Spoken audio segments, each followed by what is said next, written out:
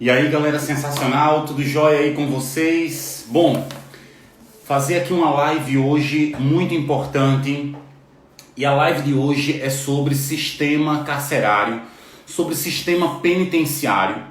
E eu vou fazer essa live por dois grandes motivos. Motivo número um desta live é porque saiu semana passada o concurso para agente penitenciário. Então é muito importante, porque o tema lá desse concurso de agente penitenciário vai ser apenas relacionado ao sistema penitenciário, ao sistema carcerário, ao sistema penal do Brasil.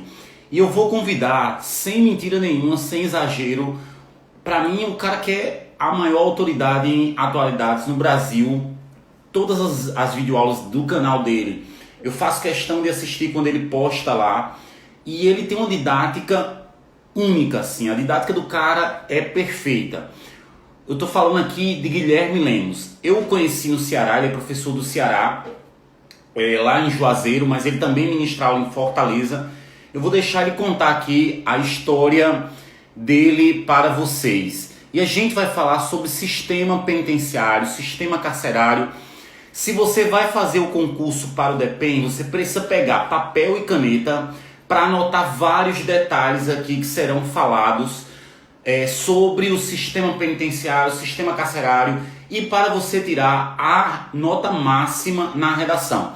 Guilherme já está por aqui, ele é professor lá do Ceará, a gente deu aula juntos em alguns momentos e eu vou trazê-lo aqui para falar um pouco com vocês. Queria muito que você, se pudesse, clicar aqui embaixo para convidar os seus amigos. Eu queria que você clicasse nessa setinha aqui embaixo, ó, clica nessa setinha e aí você vai e convida os seus amigos. Guilherme, tudo jóia contigo, cara? Tudo jóia, meu querido professor Rodrigo Salles. Tudo bom, meu anjo? Uma enorme honra ter você por aqui, e eu digo isso sempre, toda vez quando eu vou a Juazeiro ministrar aula, quando eu vou ao Ceará ministrar aula, e em outros lugares também, todas as salas de aula, eu digo, ó, cara, o cara da Atualidades chama Guilherme Lemos. Você é o melhor professor de atualidades, na minha opinião, cara. É brilhante o seu trabalho. Tanto que eu espero muito que em algum momento a gente desenvolva um projeto juntos, provavelmente aí no YouTube, de dar suporte para essa galera aí que está fazendo Enem e que está fazendo vestibular, Guilherme. Mas antes de começar, antes de você dar o seu boa noite aí para a galera, eu queria que você contasse um pouco da sua história. Quem é Guilherme Lemos? É um cara que nasceu rico, dá aula por prazer, é um cara que nunca passou dificuldade na vida. Fala aí um pouquinho da tua história, cara, pra gente. Bom, Rodrigo, desde já eu quero agradecer essa oportunidade. Eu tenho um carinho enorme por você. O Edgar Morin tem uma frase que eu gosto muito, que ele diz assim: sem propósito compartilhado, não há liderança protagonista. E na minha opinião, você vem fazendo muito pela educação, não só da nossa região Nordeste, como do Brasil. Você sabe que eu sou um admirador do projeto Português Sensacional e eu vou me apresentar para os seus alunos. Meu nome é Guilherme Lemos, eu sou professor de Geografia pela Universidade Federal do Ceará, eu tenho licenciatura e bacharelado em Geografia pela Federal. Eu costumo dizer que eu não escolhi a educação, na realidade o caminho foi o inverso, a educação que me escolheu. Eu tenho um coração cearense, eu sempre digo aos meus alunos que eu sou filho natural de Lavras da Mangabeira, município aqui do centro-sul do estado do Ceará. Mas na realidade eu nasci em Osasco, eu sou de São Paulo, mas com 12 anos eu realizei a migração de retorno. Vim para o Ceará, morei 2 anos em Mangabeira, fui para Fortaleza, um tio me deu a oportunidade de fazer o ensino médio em Fortaleza, e em 2003.2 tive a grata satisfação de ser aprovado no curso de Geografia, onde eu me sinto realizado dentro da profissão. Comecei a trabalhar em 2008, propriamente dito, minhas primeiras turmas já foram em 2006, mas em 2008 eu comecei a trilhar meu caminho dentro da educação e em 2011 surgiu a oportunidade de assumir o concurso do Estado, onde eu tenho a grata satisfação de servir a educação pública, e em 2011 surgiram umas aulas aí de atualidades, numa determinada instituição de ensino, particular aqui em Juazeiro, e eu comentei para o coordenador, disse, meu querido, essas aulas de atualidades vocês tratam como uma disciplina complementar, mas eu vou dizer uma coisa para vocês, eu estou pegando essas aulas e garanto que com 4 anos a gente vai estar tornando a disciplina quase curricular. Eu costumo dizer que é uma das disciplinas mais importantes que existem, porque ela passeia por todas as disciplinas, por todas as ciências naturais. Não é mesmo? Sim, é verdade.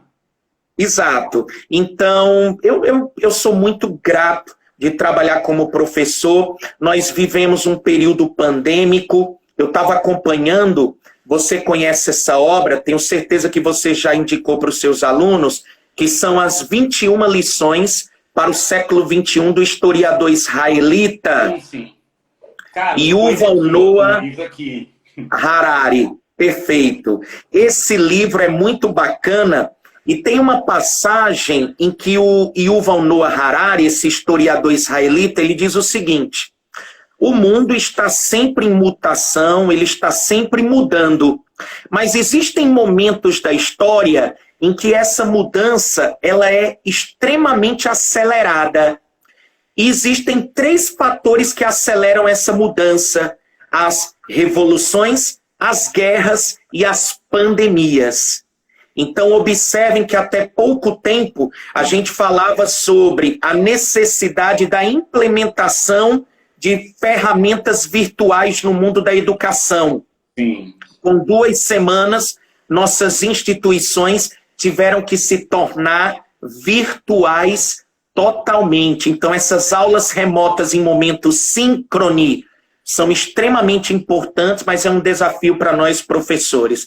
Então, eu sou muito grato, você sabe da admiração que eu tenho com relação ao seu trabalho, você faz muito pela educação e eu só quero, nesse momento, agregar valor a esse projeto lindo chamado Português Sensacional, através desse contributo com a disciplina de atualidades. Manda bronca, meu patrão. Show de bola. Ó, eu vou colocar aqui, vou deixar disponível por 24 horas a live e amanhã eu coloco no canal Português Sensacional. Então, se você está vendo pelo canal, eu quero fazer um pedido, que você vá para o canal lá do Guilherme e passe a seguir. Eu sempre digo uma coisa, seguir um professor num canal do YouTube é muito importante para ele.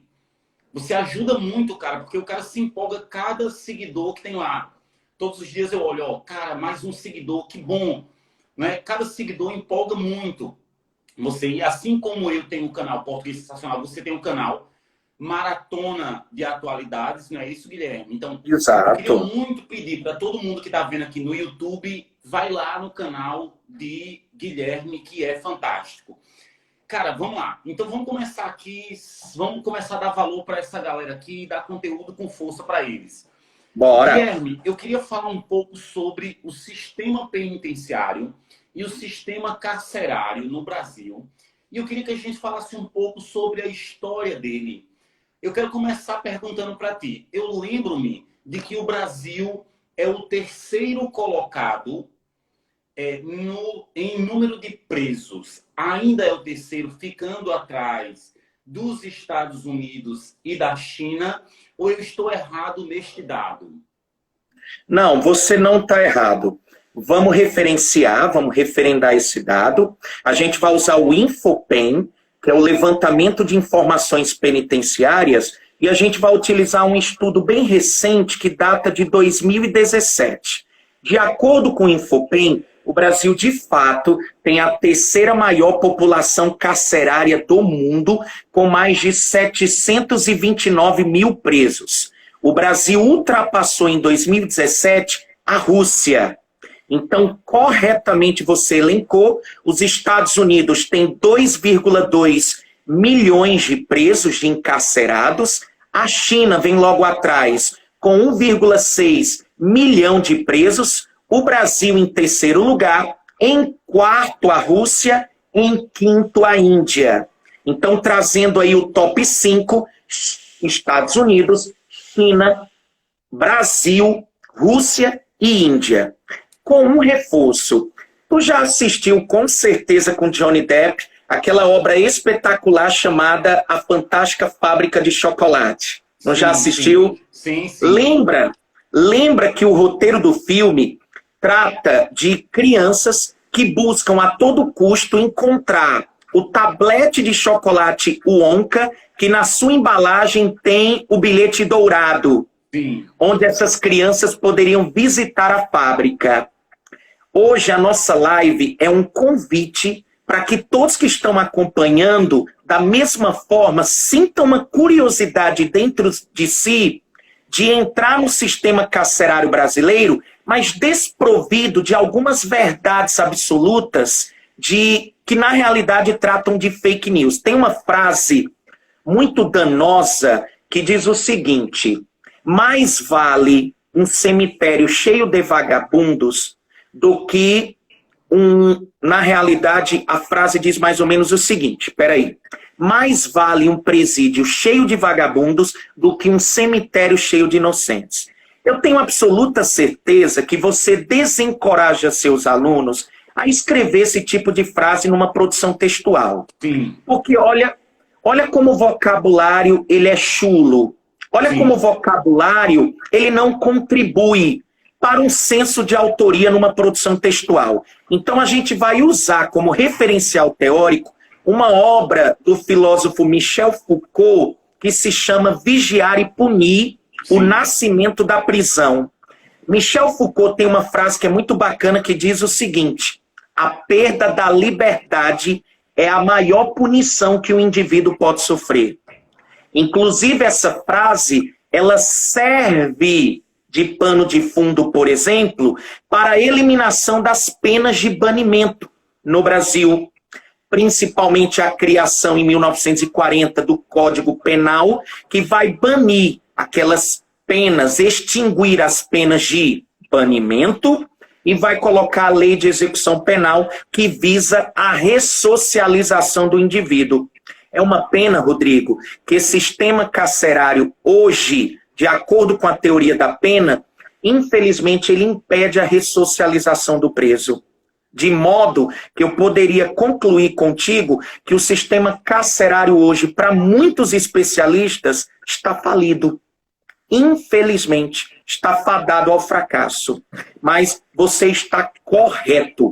Terceira maior população carcerária do mundo, com mais de 729 mil presos, tá bom? Manda bronca, diga aí, meu parceiro. Uma percepção muito complexa sobre isso que você está falando, dessa lei de execuções penais, porque ela diz o seguinte: ressocializar o preso.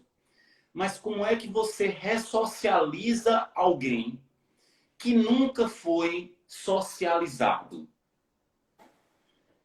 Então, você pode classificar como uma inserção na sociedade, mas não dá para você tratar como uma ressocialização do preso.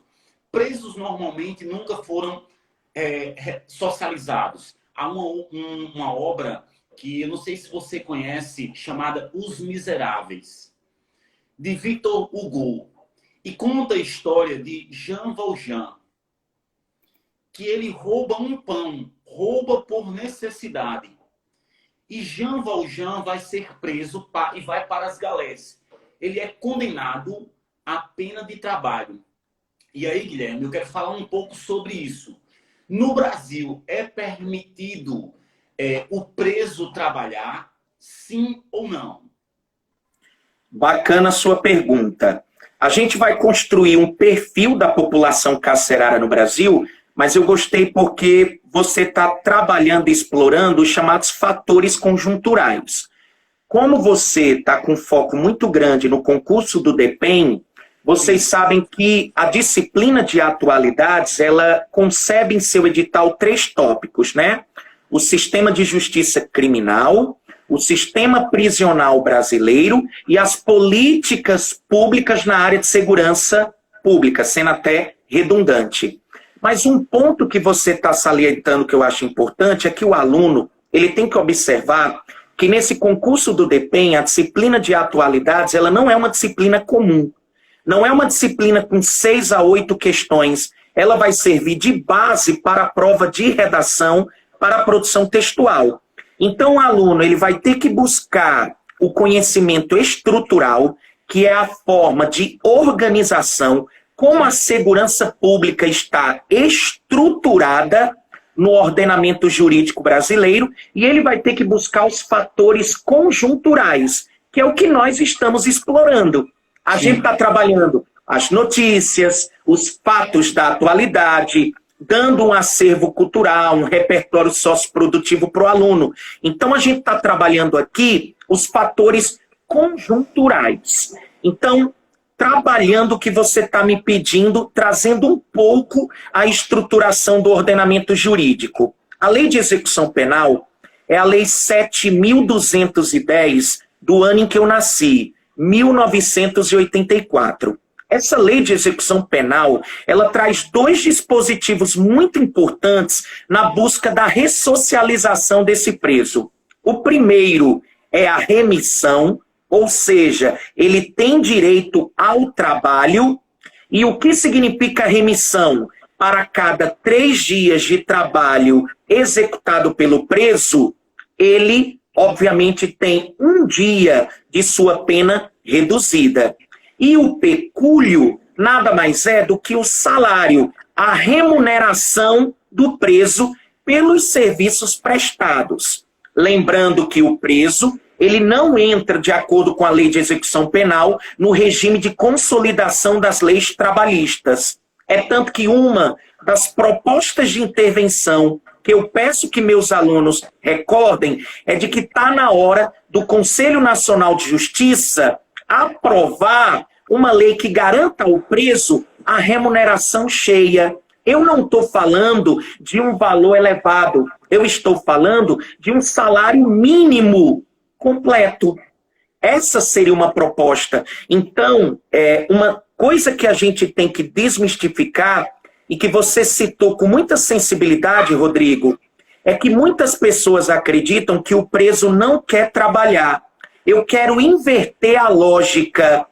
Quantos presídios no Brasil oferecem postos de trabalho de fato?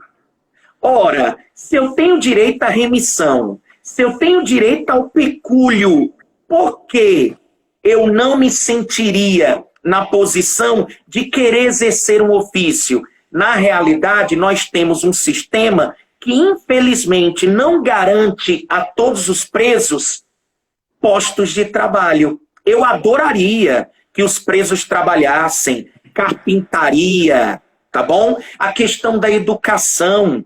Fazendo um perfil do preso no Brasil, Rodrigo, 60% dos presos no Brasil são réus primários. Sim. Ou seja, são indivíduos que cometeram o delito a primeira vez. Lembre-se, 77% da população carcerária só tem o ensino fundamental. Então, nós temos uma população carcerária com baixo nível de escolaridade. 65% da população carcerária no Brasil é formada por negros e pardos. 58% da população carcerária é jovem, com idade entre 18 a 29 anos. Então a gente observa, por várias características, eu não queria ser radical nessa aula, mas não tem como, mas o nosso sistema penitenciário hoje é uma fábrica de moer pobres. Infelizmente. Pode falar, meu querido. E a grande questão aí, que a gente está falando aqui, Guilherme, é o seguinte, ó. Muitas pessoas acham o seguinte, Rodrigo é de direita, Rodrigo é de esquerda, Guilherme é de direita, Guilherme é de esquerda, tal. A ideia não é essa. A ideia é a gente proporcionar para o aluno traçar o panorama e deixa o cara tirar as conclusões dele. Então, o que a gente está mostrando aqui, e principalmente aí, para quem vai fazer, por exemplo, o concurso do DEPEN, lá no DEPEN você tem que necessariamente respeitar os direitos humanos.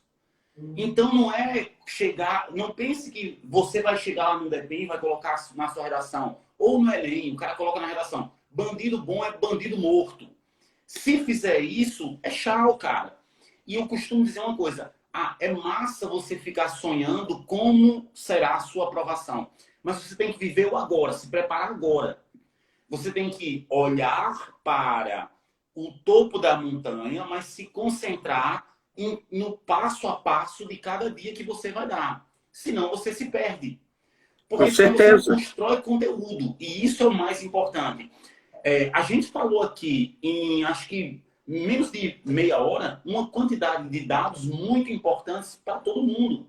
Então, o cara que assistir simplesmente essa live daqui, ele já vai com um repertório muito vasto. E aproveitando aí a sua sabedoria, deixa eu perguntar uma coisa para ti. Você falou sobre os dados referentes a negros, pobres e pessoas que não têm acesso à educação.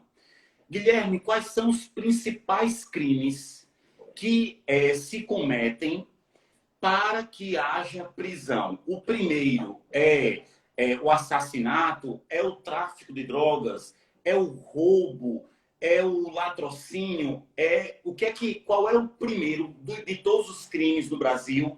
Qual é o topo, assim? Qual é o crime que prende mais no Brasil?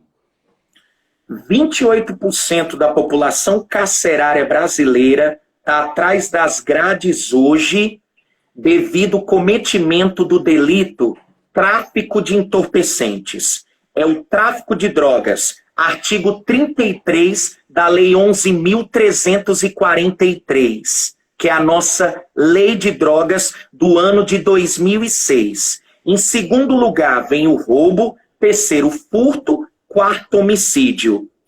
É um ponto interessante que tu comentou, Rodrigo. 93% da população carcerária brasileira é masculina, tá? 93% da população carcerária no Brasil é masculina, 7% feminina. Mas você tem que tomar um cuidado. Qual?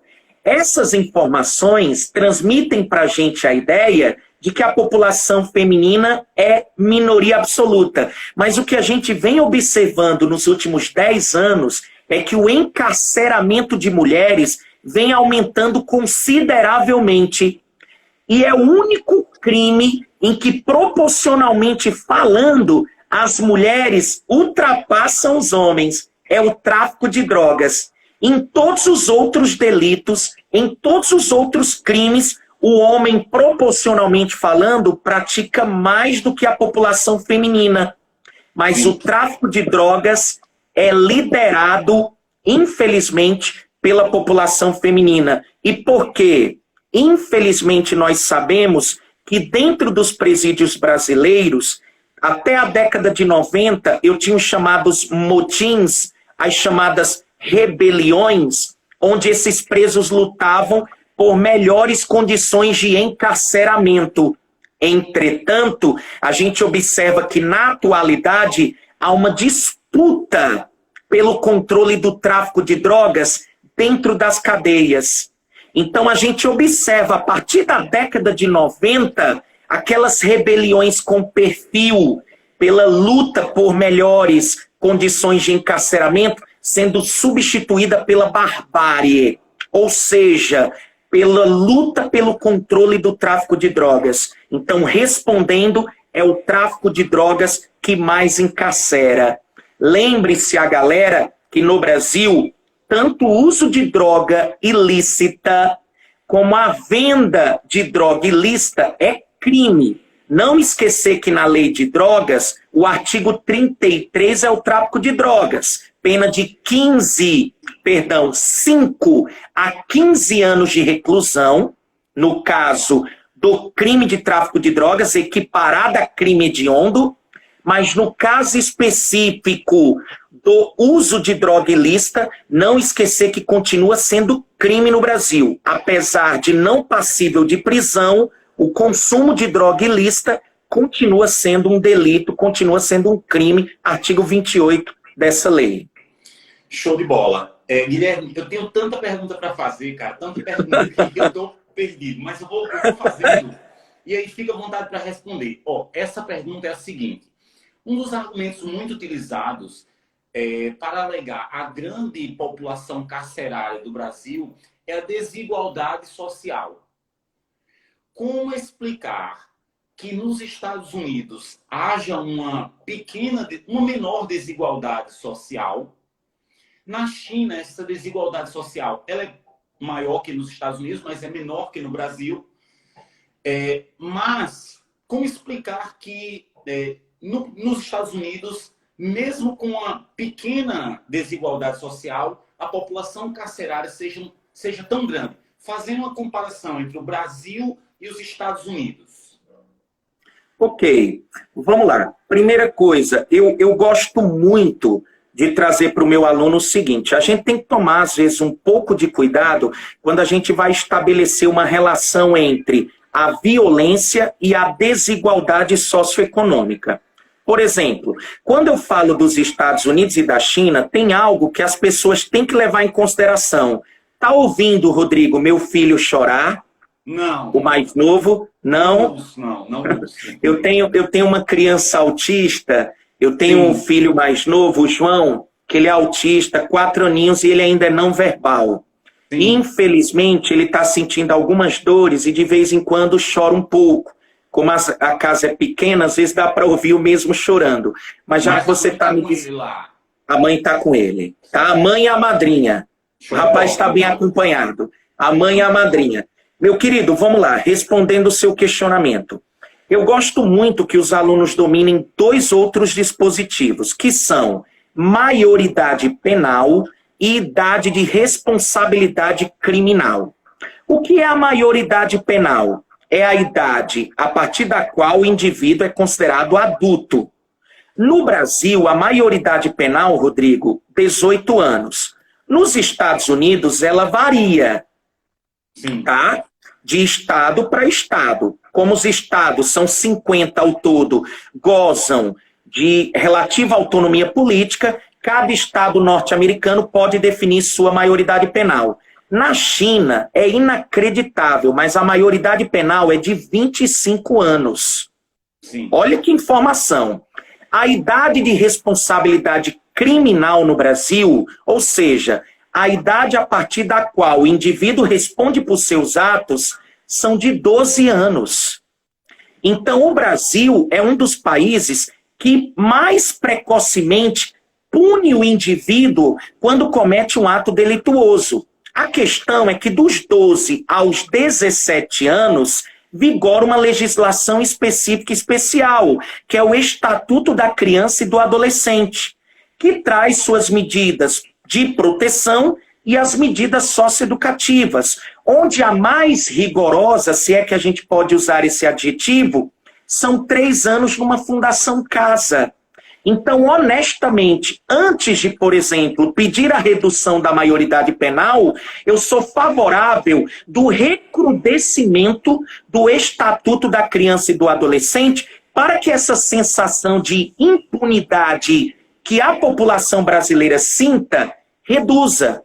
Então, chegando ao ponto que eu quero colocar para ti, eu acho que há uma relação direta entre o cometimento de crime e o crescimento econômico de algumas regiões. Por exemplo, a gente observa que hoje as regiões mais violentas do Brasil, por exemplo, são as regiões Norte e Nordeste.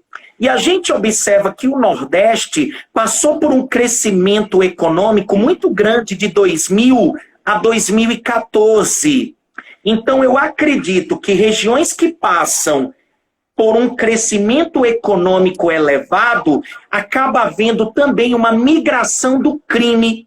A gente observa a interiorização da violência. Então, qual é o cuidado que eu peço aos alunos? Existem vários estudos científicos que tentam estabelecer uma relação direta entre desigualdade socioeconômica e a questão do aumento da violência. Mas, às vezes, essa relação ela não é tão direta assim. Compreende onde eu quero chegar? Sim, claro.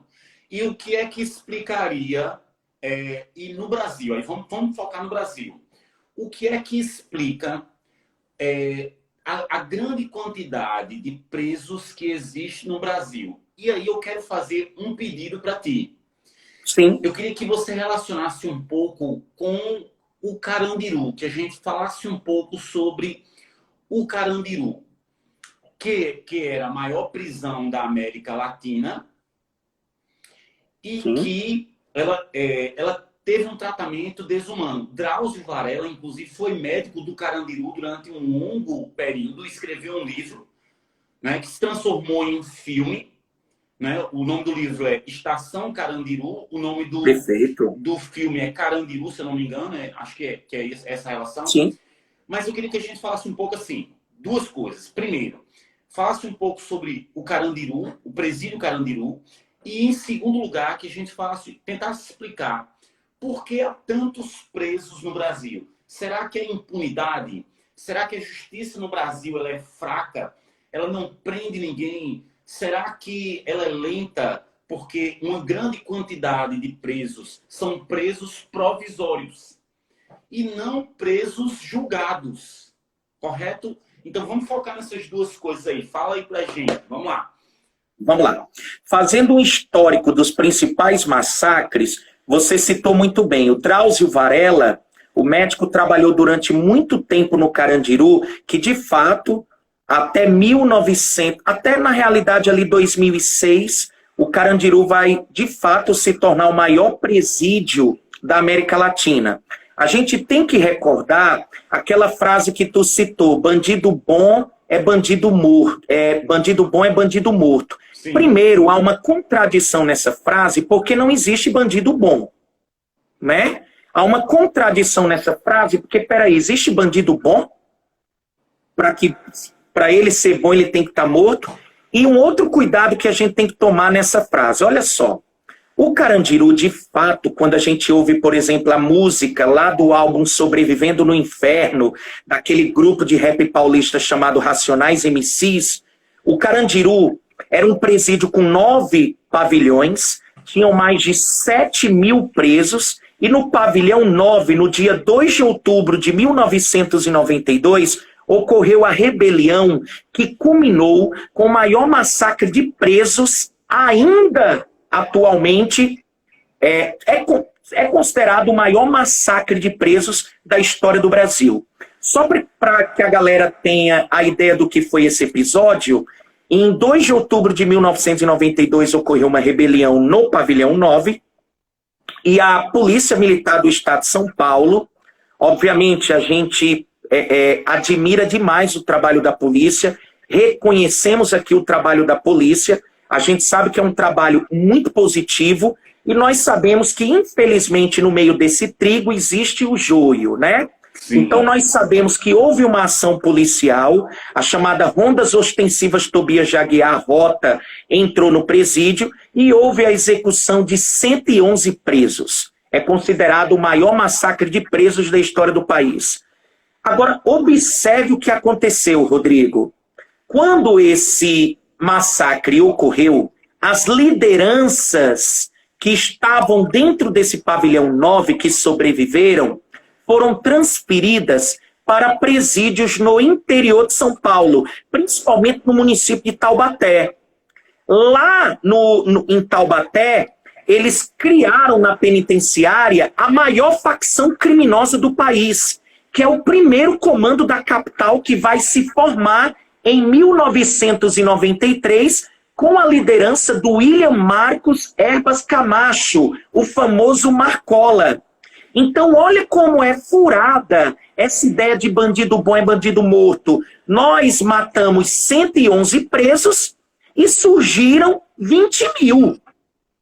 Ou seja, matamos 111 presos para produzir aí o surgimento de 20 mil bandidos numa facção criminosa que inclusive tem lema chamado Paz, Justiça e Liberdade. Olhe só a situação em que nós chegamos. Então, quando a gente vai para a Constituição, Rodrigo, a gente observa que lá no artigo 6º da Constituição Federal de 88, a Constituição Cidadã, o artigo 6º, ele apresenta os 11 direitos sociais, tá? A segurança pública é um desses direitos. Está lá aquela frase clichê, mas que cabe em toda a produção textual. Direito de todos e dever do Estado. Lá no artigo 144 dessa Constituição Federal, a gente vai ter a definição de fato do que é segurança pública e como ele está desmembrada no ordenamento jurídico. Então, hoje, nós temos, infelizmente, uma ausência de políticas públicas do Estado dentro dessas penitenciárias. Esse vácuo de poder garante às facções criminosas o poder paralelo que a gente tanto denuncia. Então, a gente tem que lembrar do massacre do Carandiru como um ponto de inflexão, onde vai ocorrer o fortalecimento dessas facções criminosas, infelizmente. Infelizmente. O que acontece no Brasil? Após o episódio do Carandiru, nós aprovamos uma legislação que proíbe a construção de presídios em núcleos urbanos. Geralmente essas penitenciárias, elas têm que ser construídas em áreas mais periféricas, mais satélites. Infelizmente, com a periurbanização, com o macrocefalismo urbano, com o crescimento caótico dessas cidades, hoje nós temos uma expansão da malha urbana chegando a essas penitenciárias. Você fez uma denúncia interessante. 40% da população carcerária no Brasil é formada por presos provisórios que ainda não foram julgados. Então isso mostra o quanto a nossa justiça ainda, o nosso sistema de justiça criminal ainda é moroso, ainda é lento no julgamento desses encarcerados. E aí nós temos as facções criminosas aliciando dentro das cadeias esses indivíduos. Óbvio. Lembra, por exemplo, do que aconteceu em Alcaçuz, no Rio Grande do Norte, em 2017, em Manaus, no Amazonas, no complexo penitenciário Anísio Jobim, quando no dia 2 de janeiro de 2017, 56 presos foram executados. É o segundo maior massacre de presos no Brasil. Então, infelizmente, nós temos hoje um conflito pelo controle, pelo tráfico de drogas. Então eu tenho PCC, eu tenho o Comando Vermelho, que é a mais antiga entre as facções criminosas, lá da Falange Vermelha da década de 70, nós temos a Família do Norte, nós temos agora o Sindicato do Crime no Rio Grande do Norte, e no Ceará nós temos, por exemplo, a GDE, os Guardiões do Estado. Então, infelizmente, a gente tem mais de 6 facções criminosas no país. Isso preocupa. Para quem vai fazer a prova do DEPEN, Rodrigo, seus alunos, eu vou dar uma dica. Acompanhar essa prisão que ocorreu agora de um dos sócios do Marcola, que era o financiador do PCC e o maior traficante de drogas para o primeiro comando da capital, que é o Gilberto Alexandre dos Santos, vulgo Fuminho, que foi preso lá em Moçambique numa mega operação policial, tá? O Itamaraty, com o Departamento DEA, de combate às drogas dos Estados Unidos, e o Departamento de Polícia de Moçambique, um camarada que há mais de 10 anos era procurado, estava na lista aí do Ministério da Justiça. Então vale a pena dar uma olhadinha no caso Fuminho, para a prova do DEPEN. Show de bola. E, Guilherme, deixa eu falar uma coisa aqui importante. Muita gente fala o seguinte, você falou que os presídios, eles precisam ser construídos em áreas urbanas, distante de tudo.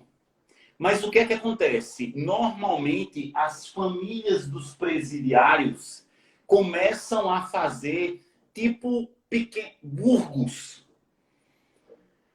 próximo aos presídios aqui. E, inevitavelmente, em pouco tempo, começam a aparecer construções. Uma questão importante que sempre falam é assim, basta colocar algo para impedir a comunicação via celular de dentro dos presídios para fora dos presídios. Mas isso se eu não me engano, é inconstitucional. Porque você não pode privar essa população daqui, que está próxima, do sinal de comunicação. Fala um pouquinho sobre isso, já entrando assim, em como resolver.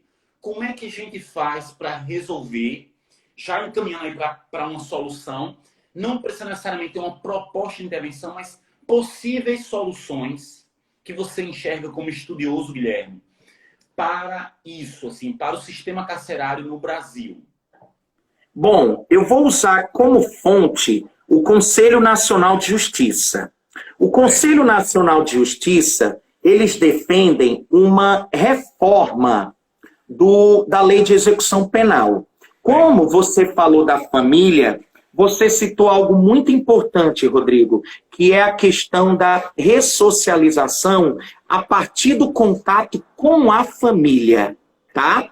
Então, no que diz respeito à questão para diminuir o poder do crime organizado dentro dessas penitenciárias, nós já chegamos ao cúmulo, Rodrigo, de termos uma cidade com sinal de telefonia móvel bloqueado, porque os presos viraram as antenas que bloqueavam o sinal para dentro dos presídios para fora. Tem noção do que é isso? Então, para diminuir o poder do crime organizado, uma das reformas que é defendida pelo Conselho Nacional de Justiça na Lei de Execução Penal é a oferta de telefone público com uso monitorado.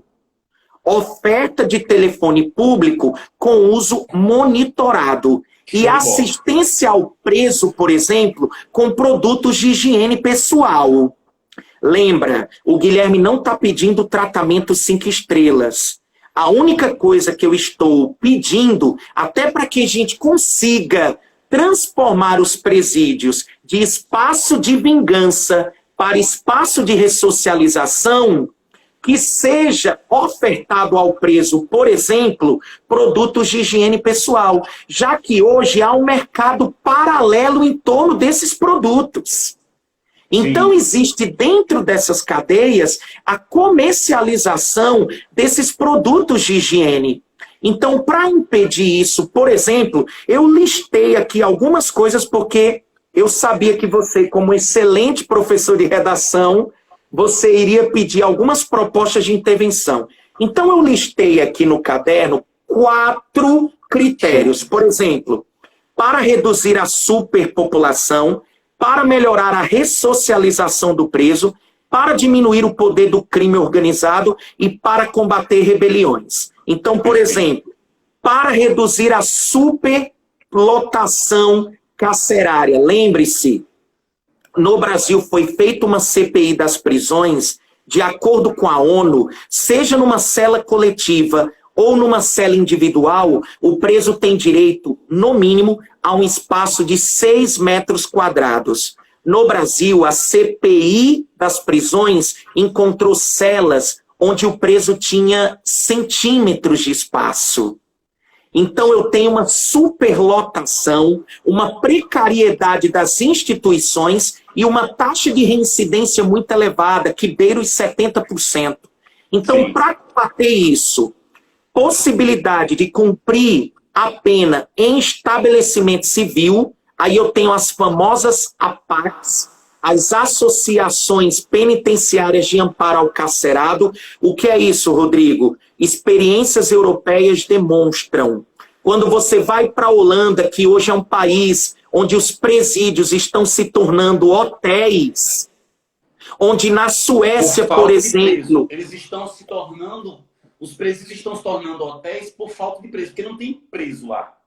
Exatamente. O que é que eles constroem, Rodrigo? Unidades prisionais pequenas. As APACs, elas são unidades prisionais pequenas. Por quê? Com o menor número de presos por unidade prisional, o Estado consegue ter um controle mais efetivo e combate o poder do crime organizado. Segundo, a informatização do acompanhamento de execução penal. os teus alunos, se visitarem um fórum criminal e forem até a vara de execução penal, vai ver ainda pilhas e mais pilhas de processos em prateleiras. Então a gente precisa informatizar todo o processo de execução da pena para que ela ocorra o quê, meu querido? De maneira mais rápido, mais ágil. Para melhorar a ressocialização, espaços laborais obrigatórios nos presídios, tá bom? Existe um programa chamado Shark Tank Brasil, Negociando com Tubarões, que conta a história de um empresário que ele produz roupas dentro da penitenciária feminina de São Paulo e ele dá dignidade àquelas presas, colocando a oficina de costura. Ele consegue uma mão de obra barata, mas com muita qualidade, e ele paga todos os direitos dessas presas, mesmo sem ser obrigado pela lei. Então a gente precisa de espaços laborais obrigatórios nos presídios, remuneração com base no salário mínimo cheio e, por que não, oferecer incentivos fiscais para as empresas que contratarem presos. Oferta de telefone público com uso monitorado, assistência ao preso com produtos de higiene e, para combater rebeliões, definição de capacidade máxima de 8 presos por cela e, para finalizar, prioridade do trabalho interno à produção de alimentos. Que eu tenho certeza muitos dos seus alunos são favoráveis de que o preso trabalhe. E na lei de execução penal, isso é previsto com os instrumentos da remissão e do pecúlio que a gente já citou. Show de bola. Tem esse livro aqui, ó, que ele é fantástico. Cidadão de Papel. E Gilberto Dimenstein fala muito sobre o fato de que existem os direitos na teoria, mas eles não são percebidos na prática. Então, muito disso que você falou, Guilherme, já é mais ou menos previsto, só que não é efetivado, como o trabalho mesmo que você falou do Conselho Nacional de Justiça. E eu acho brilhante, assim, o que eu acho mais incrível nas suas aulas é porque você não dá dados soltos. Ou seja, você fundamenta aquele conteúdo que está sendo transmitido para os alunos. Isso é, assim, incrível, incrível, incrível mesmo. Esta live daqui, por exemplo, que a gente falou sobre muita coisa que dá para o cara utilizar. Mas deixa eu perguntar mais um detalhe. O que é que tu achas da redução de pena pela leitura, através da leitura? Porque esse foi um tema que caiu no concurso do CESP recentemente. A redução da pena com base na leitura. Perfeito. Eu acho que eu já ouvi algo do tipo comentando sobre a questão da leitura dos livros, né? Sim. Que para cada livro, inclusive, que o encarcerado fizesse a leitura, ele tivesse a redução da pena também. Eu sou muito favorável, por exemplo, à questão da redução da população carcerária através da aplicação maior de penas alternativas. Compreende? Sim. Eu acho que o que a gente precisa é dar o mínimo de dignidade. Não é passar a mão na cabecinha, tá? Até porque a pena, ela tem uma função social, a pena ela tem um caráter retributivo, a pena ela tem um caráter preventivo e a pena visa a ressocialização, tá? Então eu acho que o preso, ele tem que ter direito à educação, ele tem que ter direito à instrução formal. Obviamente, quando eu, por exemplo, condiciono isso à ideia, por exemplo, de uma compensação, olha, para cada leitura que você faz, eu reduzo sua pena, eu acho que nós poderíamos iniciar isso de uma maneira incipiente. De que forma? Por exemplo, você poderia oferecer, por exemplo, esse dispositivo para essa parcela da população carcerária, por exemplo, que cometeu crimes menos graves. Compreende? Eu me preocupo muito, Rodrigo, com a questão da prática dos crimes hediondos, tá? Eu me preocupo muito com essa questão da progressão do regime de pena, porque eu acho realmente temas muito capciosos, muito delicados, da gente, por exemplo, em 1 hora, conseguir tecer uma linha de raciocínio que dê aos nossos alunos uma opinião concreta, porque nem os maiores legisladores do país chegam a um denominador comum em relação a essas temáticas. Mas eu sou muito favorável à elevação do nível de instrução da população carcerária. Acho que, como o trabalho pode garantir, sim, ao preso uma remissão em torno da pena, mas que não seja algo que possa dar ao preso um abrandamento da pena muito grande, compreende? Sim. Eu acho que pode ser, sim, um incentivo a mais, mas que não seja, através desse dispositivo, o alcance de um abrandamento, de uma redução de pena muito maior. Eu acho que a gente precisa aplicar mais penas alternativas, compreende? Eu gostaria de trazer também um pouco esse período pandêmico. A gente está observando que os presídios no Brasil, por exemplo, são muito precários no que diz respeito à higiene pessoal. Sim. Então, hoje, os presídios brasileiros também são espaços de propagação da doença, da enfermidade, do Covid-19. Compreende? Sim. Então, eu concordo contigo, nós vivemos uma realidade muito excludente. Eu sou muito, óbvio, eu estou na educação não por acaso como você, eu acredito que de fato, eu vou usar até uma frase aqui de Paulo Freire. Paulo Freire diz o seguinte: quando a educação não é libertadora, o sonho do oprimido é ser um opressor. Então, eu acho que a gente precisa combater essas mazelas, oferecer uma segurança para que essa população carcerária permaneça neutra e não o presídio como um espaço de aliciamento, como muitos utilizam a frase clichê faculdade do crime, correto? Mas eu concordo contigo, a libertação de fato pode ocorrer através da educação, sem dúvida alguma.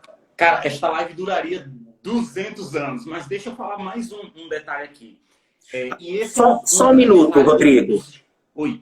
Só um minutinho. O Rafael Pereira, 16, ele está dizendo o seguinte: precisa do caráter punitivo em relação aos crimes. Sem dúvida. O nome disso, Rafael, é o caráter retributivo, tá? Está na teoria da pena.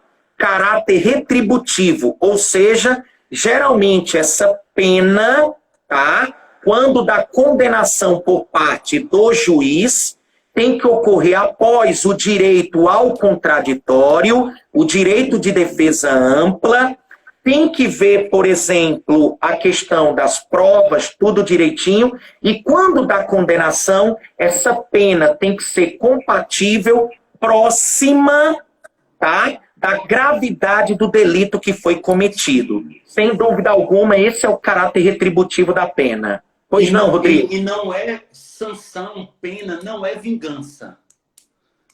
Né? Não é para se vingar do criminoso. É uma pena. Exato. Exato. É por isso esse caráter preventivo e esse caráter de ressocialização. O problema é que, infelizmente, o sistema de justiça criminal, ele impede a ressocialização devido aos problemas que nós elencamos. Mas, sem dúvida alguma, lembre-se, a perda da liberdade é a maior punição que o indivíduo pode sofrer, de acordo com Michel Foucault. Então, de fato, a pena tem que ser proporcional à gravidade do delito cometido. Por isso que a gente observa, por exemplo, a sensação de impunidade da população quando uma determinada pena, quando ela vai ser, por exemplo, como é que eu poderia dizer? Quando esse preso ele vai cumprir, às vezes, esse regime de progressão, dá para a população a ideia de impunidade.